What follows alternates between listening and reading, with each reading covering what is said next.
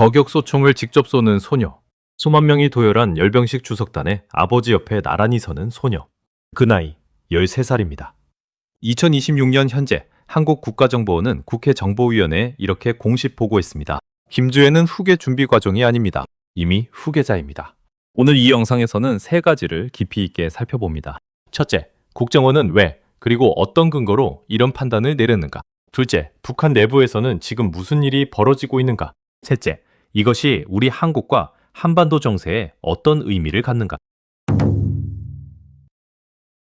북한을 이해하는 데 가장 중요한 열쇠말은 바로 백두혈통입니다. 백두산.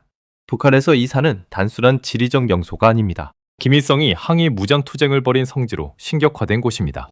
그리고 백두혈통이란 바로 이 김일성의 직계핏줄만이 북한을 영원히 통치해야 한다는 이념입니다. 일종의 왕조 이념이라고 할 수 있습니다. 김일성에서 김정일로, 김정일에서 김정은으로 이미 세 차례의 권력 세습이 이루어졌습니다. 그리고 지금 네 번째 세습의 움직임이 포착되고 있습니다. 그런데 한 가지 질문이 생깁니다. 김정은은 지금 40 초반입니다. 아직 한창입니다. 왜 지금 후계 문제를 이렇게 서두르는 걸까요? 전문가들은 크게 두 가지 이유를 꼽습니다. 첫째, 건강 문제입니다. 김정은의 비만과 심혈관 질환 위험은 이미 오래전부터 국제사회의 우려 대상이었습니다. 일부 전문가들은 향후 수년 안에 그의 건강이 급격히 나빠질 가능성을 완전히 배제하기 어렵다고 말합니다. 물론 이는 외부에서 관측하는 것으로 확인된 사실은 아닙니다. 둘째, 체제 안정의 논리입니다. 권위주의 국가에서 후계자를 미리 지정하는 데는 아주 실용적인 이유가 있습니다. 지도자가 갑자기 유고 상황을 맞이했을 때 엘리트 집단 내부에서 권력 공백을 놓고 충돌이 벌어지는 것을 막기 위해서입니다. 비교정치 전문가들은 이를 불확실성을 미리 제거하기 위한 선제적 포석이라고 분석합니다. 그렇다면 왜 하필 딸인가 하는 질문이 남습니다. 북한은 유교적 가부장 문화가 강한 사회입니다. 여성 지도자에 대한 전통적 거부감이 분명히 존재합니다. 그럼에도 김정은이 아들 대신 딸을 전면에 내세우는 배경, 지금부터 핵심 사실들을 하나씩 짚어보겠습니다. 먼저 공식 발표부터 확인합니다.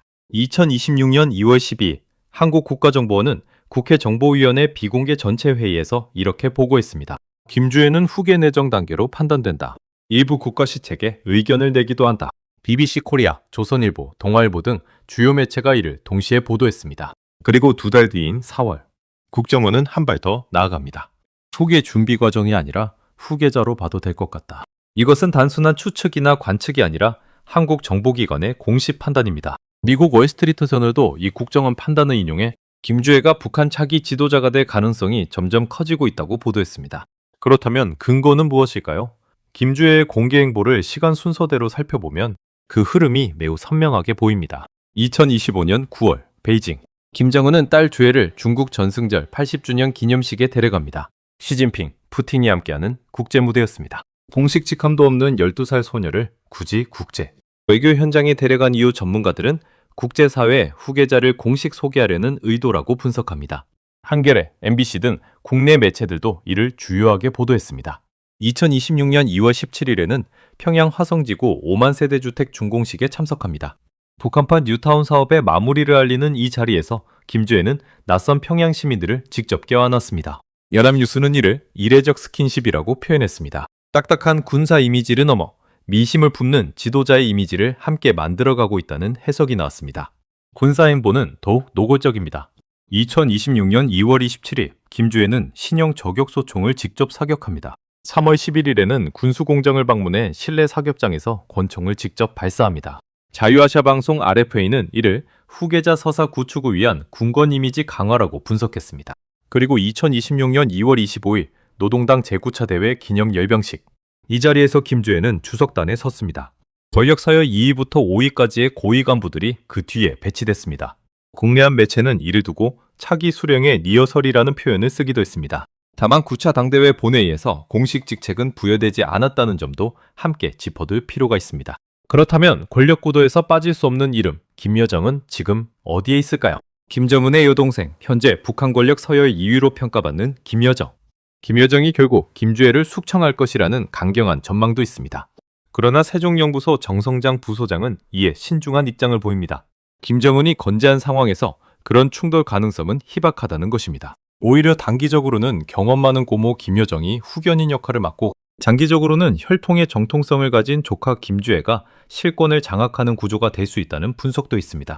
한편 통일연구원의 연구위원은 한 가지 중요한 경계도 제시합니다. 지금 우리가 보는 것은 시각적 권위, 즉 언론에 공개된 이미지입니다. 이것이 실제 내부 권력 구조와 정확히 일치하는지는 별개 문제라는 것입니다. 공개 행보가 치밀하게 연출된 것일 수 있고 내부 실권의 흐름은 외부에서 가늠하기 매우 어렵습니다. 여기서 탈북 작가 김주성 씨의 시각이 중요합니다. 2008년 북한을 탈출해 현재 남한에서 활동 중인 그는 조선문학 창작사 현직 작가 출신의 내부자입니다. 그는 최근 인터뷰에서 북한 주민들이 외부에서 상상하는 것보다 훨씬 복잡하고 불안정한 내부 분위기 속에 살고 있다고 전합니다. 김주애의 등장을 바라보는 주민들의 시선은 단순한 환영도, 단순한 거부도 아닌 무언가 깊은 불확실감과 혼란이 뒤섞인 감정이라는 것입니다. 이쯤에서 잠시 한 발짝 물러나 생각해 볼 필요가 있습니다.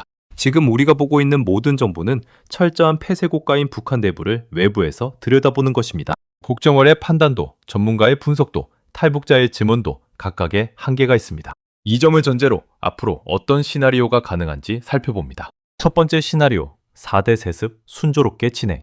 김정은이 향후 10년에서 15년간 권력을 유지하며 김주애를 단계적으로 키우는 경우입니다. 북한 엘리트 집단이 이 구도를 수용하고 백두혈통의 연속성이 체제 안정의 구심점 역할을 계속하는 것입니다. 현재의 속도로 볼 때 가장 가능성이 높은 시나리오이며 국가안보전략연구원도 승계는 확정적이지 않으나 가능성을 배제할 수 없는 중대한 사안이라고 평가합니다. 두 번째 시나리오, 권력 공백과 엘리트 충돌. 김정은의 건강이 예상보다 빠르게 나빠지거나 갑작스러운 유고 상황이 발생하는 경우입니다.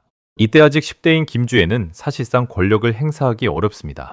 김여정을 포함한 기존 엘리트 집단이 수렴청정을 두고 암투를 벌일 수 있습니다. 문정인 전 청와대 안보특보는 이 과정에서 엘리트 갈등이 내란에 준하는 혼란으로 이어질 가능성도 완전히 배제할 수 없다고 지적했습니다. 반면 세종연구소의 2026년 분석보고서는 당장의 급변보다는 엘리트 집단 내 단기적 결집이 나타날 가능성이 더 높다고 봅니다. 세 번째 시나리오, 북한 내부 균열의 심화. 한국 드라마와 외부 정보가 지속적으로 유입되고 주민들의 체제에 대한 환멸이 깊어지는 경우입니다. 최근 미국 의회에서는 탈북민들이 잇따라 증언대에 서며 북한 내부의 실상을 국제사회에 알리고 있습니다. VOA 한국어판은 미 의회 관계자의 말을 인용해 북한의 진정한 변화는 내부에서 와야 한다고 보도하기도 했습니다. 우리 한국 사회에는 무엇을 의미할까요? 세종연구소의 2026년 분석에 따르면 북한의 후계 구도가 불안정해질수록 대외적 도발의 가능성은 오히려 높아집니다. 내부 결속을 위한 위기 조성, 즉 핵미사일 위협 강화, 군사적 긴장 고조, 대남 강경 발언 등이 그 수단이 될 수 있습니다. 반대로 체제 내 권력 재편이 이루어지는 과도기에 오히려 대화의 창이 열릴 수 있다는 시각도 있습니다. 세종연구소와 KDI의 2026년 보고서들은 단기적 대화 기대를 낮추되 장기적 관점에서 유연한 전략을 준비할 것을 권고합니다. 결국 핵심 질문은 이것입니다. 13세의 김주애는 단순히 아버지가 내세운 이미지인가? 아니면 이미 실질적 권력 수업을 받고 있는 진짜 후계자인가? 이 질문에 대한 명확한 답은 아직 아무도 갖고 있지 않습니다. 오늘 영상을 정리합니다. 2026년 현재 한국 국가정보원은 13세 김주애를 공식적인 후계자로 판단하고 있습니다. 저격 소총 사격, 군수공장 시찰, 중국 전승절 통해 열병식 주석단 등장. 그녀의 행보는 군사, 민생, 외교, 대중 이미지 모든 면에서 체계적으로 설계되고 있습니다. 그러나 탈북 작가 김주성 씨가 전하듯 북한 내부의 실제 공기는 외부에서 보이는 것보다 훨씬 복잡합니다. 그리고 전문가들은 아직 단정적 결론을 내리지 않습니다. 역사상 처음으로 여성이 핵보유 독재 국가의 최고 지도자가 될 수 있을까요? 그 답이 나오는 날 한반도의 모습은 또 어떻게 달라져 있을까요? 여러분은 어떻게 생각하십니까? 댓글로 여러분의 의견을 남겨주세요. 채널 구독과 좋아요는 이런 심층 분석 영상을 계속 만들 수 있는 가장 큰 힘이 됩니다. 알림 설정도 함께 눌러주시면 다음 영상을 놓치지 않으실 수 있습니다. 다음 영상에서 더 깊이 있는 이야기로 찾아뵙겠습니다.